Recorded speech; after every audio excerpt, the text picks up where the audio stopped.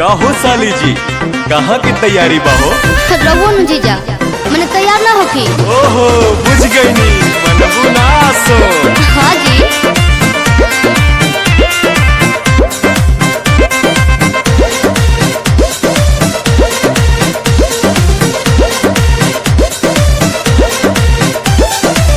जातारू माई के दर्शन तू करे। हाँ जी। काहे के लगलू है साजे सवारे।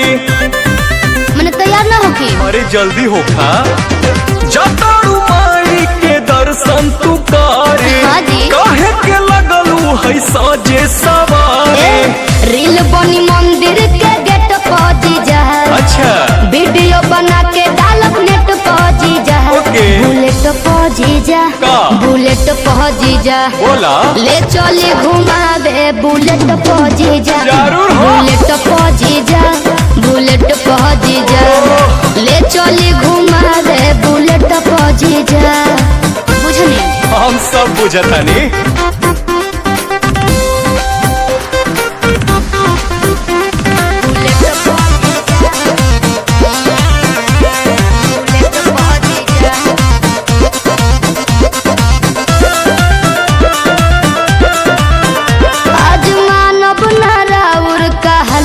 जीजा सूट पहन के तैयार बनी ललका जीजा।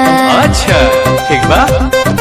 ए जीजा जी सुना जौन कहबू खाए के साली उ घर ही लिया दे हबो। अरे ना जी। डेयरी मिल्क कहा चॉकलेट दो पैकेट खिया दे हबो।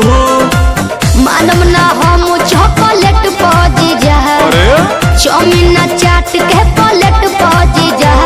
बुलेट पर जीजा का? बुलेट पर जीजा बोला ले चले घुमावे बुलेट पर जीजा। आहो। बुलेट पर जीजा का? बुलेट पर जीजा ले चले घुमावे बुलेट पर जीजा। अरे भागत काहे बनी? तोहरी कहाँ भागतानी।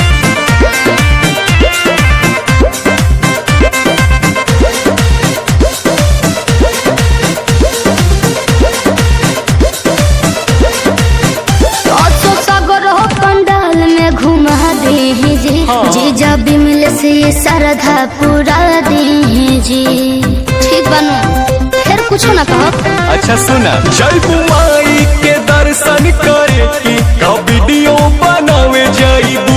माना बतिया बिना पांडे के का मोबाइल भूलावे जाइबू। आई है नेटार गेट पर जीजा। अरे ना हो। चली पंडाल वाला सेट पर जीजा। हाँ। बुलेट पर जीजा का?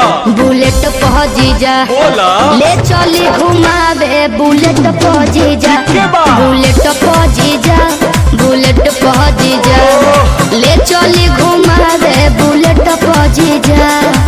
बुझनी अच्छा तो चला।